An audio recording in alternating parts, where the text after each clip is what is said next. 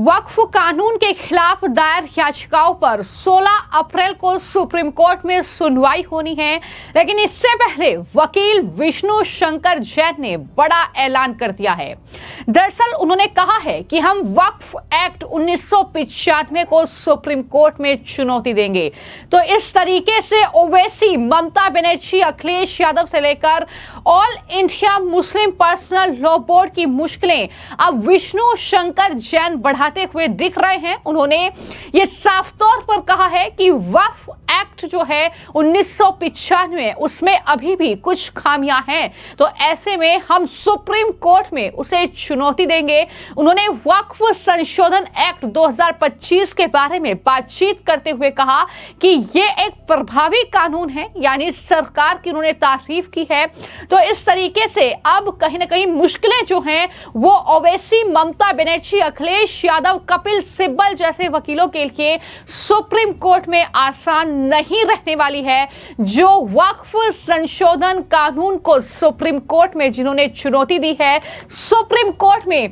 कई याचिकाएं दायर की गई हैं, लेकिन अब इस मामले पर मध्य प्रदेश के छिंदवाड़ा में मीडिया से बातचीत करते हुए वकील विष्णु शंकर जैन, ये वही वकील हैं जो राम मंदिर से लेकर जो ज्ञान-वापी के मामले में हिंदू पक्ष की पैरवी सुप्रीम कोर्ट में, हाई कोर्ट में कर चुके हैं। तो ऐसे में वकील विष्णु शंकर जैन ने यह कहा वो कोर्ट में वक्फ एक्ट 1995 को चुनौती देंगे। जैन ने यह भी कहा कि वक्फ कानून में कुछ ऐसे प्रावधान अभी भी बचे हैं जो असंवैधानिक हैं। उन्होंने मोदी सरकार द्वारा लाए गए वक्फ संशोधन कानून की जमकर तारीफ की और कहा कि यह बहुत अच्छा है, यह प्रभावी एक्ट है, इसके कई प्रावधानों पर हम पूर्णतः समर्थन करते हैं उनका। क्या कुछ विष्णु शंकर जैन मीडिया से बातचीत करते हुए कह रहे हैं इस वक्फ कानून को लेकर, जरा सुनिए। वक्फ बोर्ड को लेकर भी आगामी 16 तारीख को सुप्रीम कोर्ट में सुनवाई है और उस सुनवाई में हम लोग भी भाग लेने वाले हैं। और साथ ही साथ वक्फ को लेके जो असीमित अधिकार अभी भी दिए हुए हैं और जो कुछ प्रोविजंस बचे हैं जो असंवैधानिक हैं, उसको लेके हम लोग भी वक्फ बोर्ड, वक्फ एक्ट 1995 को चुनौती देने वाले हैं। और साथ ही साथ जो वक्फ एक्ट अमेंडमेंट एक्ट 2025 आया है, उसके काफी प्रावधानों का हम पूर्णतः समर्थन करते हैं। बहुत बढ़िया एक्ट आया, अच्छा एक्ट आया है, और जो चीजें रह गई हैं उसको लेके हम माननीय सुप्रीम कोर्ट के समक्ष ध्यान आकृष्ट करेंगे। यानी साफ है कि अगर विष्णु शंकर जैन सुप्रीम कोर्ट में वक्फ एक्ट 1995 के कुछ प्रावधानों को चुनौती देने की बात कर रहे हैं, तो ऐसे में एक बड़ी चुनौती वो सुप्रीम कोर्ट में उन तमाम याचिकाकर्ताओं के लिए बनेंगे जो कि वक्फ के नए कानून को लेकर सुप्रीम कोर्ट पहुंचे हैं, सुप्रीम कोर्ट से इसे रद्द किए जाने की वो मांग कर रहे हैं और इस तरीके से सरकार पर आरोप लगा रहे हैं। आपको मैं जानकारी दे दूं कि वक्फ संशोधन कानून को लेकर देश में अलग अलग इलाकों में मुस्लिम संगठन के लोग लगातार इसका विरोध कर रहे हैं। तो ओवैसी से लेकर कपिल सिब्बल, ममता बनर्जी, अखिलेश यादव से लेकर राहुल गांधी, सोनिया गांधी तक इस कानून का लगातार विरोध करते हुए दिख रहे हैं। लेकिन यहाँ पर मैंने आपको जानकारी दी थी कि कल भी एक मुस्लिम धर्मगुरु हैं जिनकी तरफ से दरअसल एक लेटर सुप्रीम कोर्ट को लिखा गया था और ये कहा गया था कि जितनी भी ये याचिकाएं जो सुप्रीम कोर्ट पहुंच रही हैं वक्फ कानून के खिलाफ, दरअसल उनकी ईमानदारी पहले सुप्रीम कोर्ट साबित कराएं कि आखिर आप क्यों इस तरीके से वक्फ कानून का विरोध कर रहे हैं। उन्होंने सीधा आरोप लगाया कि वक्फ की जमीनों पर इनकी ही सरपरस्ती में कब्जे हुए हैं,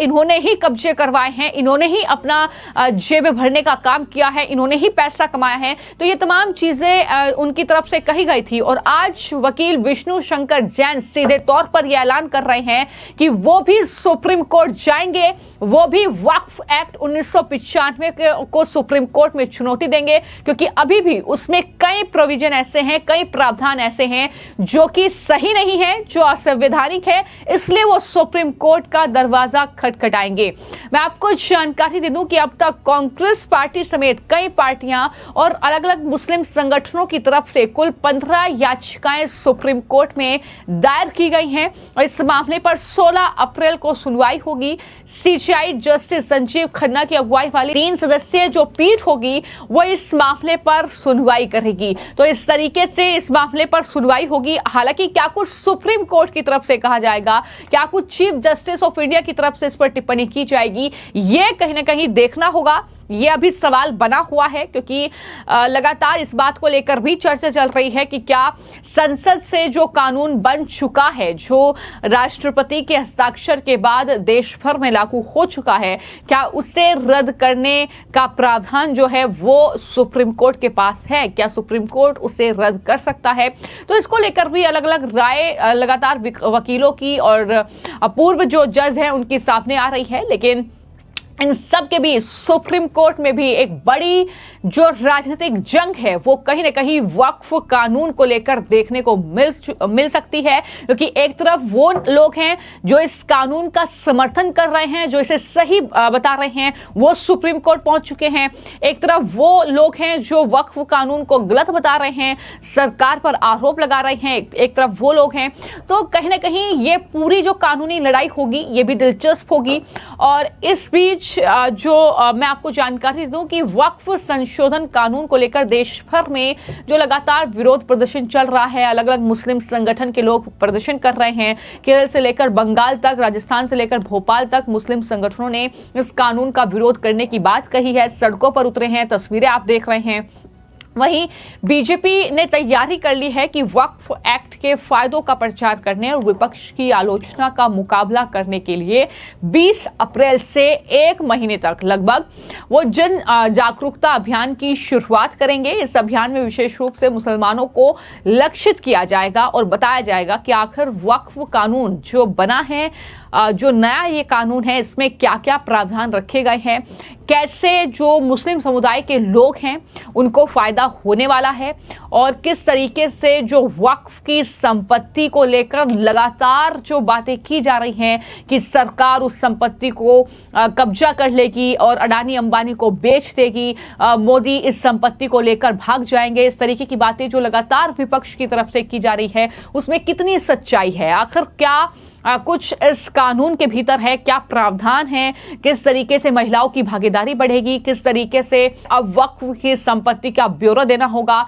गरीबों के लिए किस तरीके से इसे इस्तेमाल किया जाएगा। तो ये तमाम चीजें कहीं ना कहीं इस पूरे कानून के अंदर है, जो कि अब एक विशेष जागरूकता अभियान के तहत बीजेपी मुसलमानों के बीच पहुंचेगी और इस वक्फ कानून में उनके लिए क्या कुछ है, किस तरीके से उन्हें दरअसल इसका फायदा होगा, ये बीजेपी के नेता अब वहां पर बताएंगे। लेकिन इस बीच खबर बड़ी ये है कि ओवैसी, कपिल सिब्बल, राहुल गांधी से लेकर अखिलेश यादव, ममता बनर्जी से लेकर तमाम वो नेता, तमाम वो मुस्लिम संगठन के चेहरे जो सुप्रीम कोर्ट पहुंचे हैं, इसे चुनौती दी है,